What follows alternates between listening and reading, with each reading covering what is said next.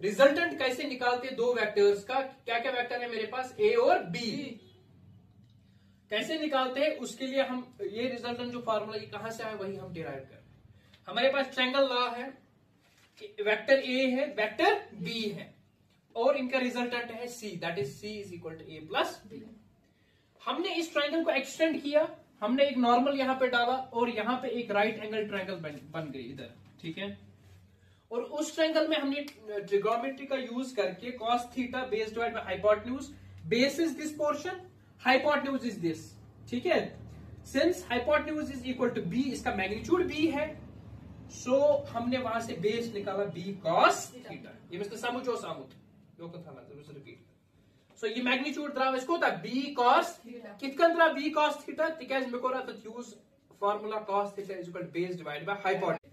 Resultant कैसे निकालते दो वेक्टर्स का, क्या क्या वेक्टर है मेरे पास, ए और बी, कैसे निकालते हैं उसके लिए हम ये रिजल्टेंट जो फार्मूला ये कहां से आया वही हम डिराइव कर रहे हैं। हमारे पास ट्रायंगल लॉ है, वेक्टर ए है वेक्टर बी है और इनका रिजल्टेंट है C, that is C is equal to A plus B. हमने इस ट्रायंगल को एक्सटेंड किया, हमने एक नॉर्मल यहां पे डाला और यहां पे एक राइट एंगल ट्रायंगल बन गई इधर, ठीक है।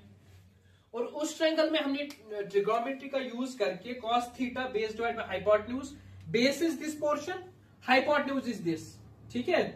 Since hypotenuse is equal to B, इसका मैग्नीट्यूड बी है, सो हमने वहां से बेस निकाला बी cos थीटा। ये मिस्टर सामुचो सामुत योको था ना, जरूर रिपीट। सो ये मैग्नीट्यूड द्राव इसको था बी cos कितकन द्रा बी cos थीटा, तिकाज मेको रहा था use formula cos theta is equal to base divide by hypotenuse. So base में काढे, hypotenuse कर भी at multiply, hypotenuse already b, so there are b cos theta. Similarly, I have sin theta that is perpendicular divided by hypotenuse. So sin theta is perpendicular by base, perpendicular उसमें काढून, so that will be equal, ठीक है। और ठीक से होता है, okay. उसके बाद